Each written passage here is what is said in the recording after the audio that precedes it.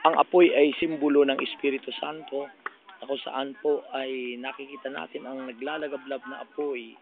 Ito po ang siyang nakikita natin na ipinakikita ng Diyos sa atin ngayong gabing ito, ang simbolo ng Espiritu. We pray in Jesus' name. Amen. Tunay po na napakabuti ng Diyos.